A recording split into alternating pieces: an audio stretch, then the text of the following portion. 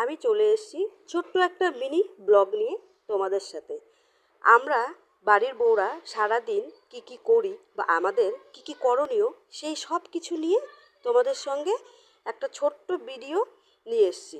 তো তোমাদের যদি ভালো লাগে অবশ্যই ভিডিওটি সম্পূর্ণ দেখো, লাইক কমেন্ট শেয়ার করো এবং আমার পাশে থেকে আমাকে আরও নতুন নতুন ভিডিও বানাতে উৎসাহিত করো। তো আজকের এই ভিডিওতে আমি কি করব বা কোথা থেকে কোথায় যাব, কি কি করছি সেই সব কিছু নিয়েই তোমাদের সঙ্গে চলে এসেছি। তো দেখো, কালকে এই বাজারগুলো করে নিয়ে এসছে। তো এইগুলো আমি প্রথমেই কেন দেখালাম, বাজারগুলো আমার তোলা হয়নি, তাই আমি প্রথমেই আজকে এটাই তোমাদের সামনে নিয়ে আসলাম। তো বাজারগুলো আমি সব তুলে নিলাম, দেখতেই পাচ্ছ 2 ঝুড়িতে সব কিছু তুলে নিয়েছি। এখন আমি কি করছি, এগুলো গুছিয়ে রেখে তারপরে আমি চলে যাব রান্নার ওখানে।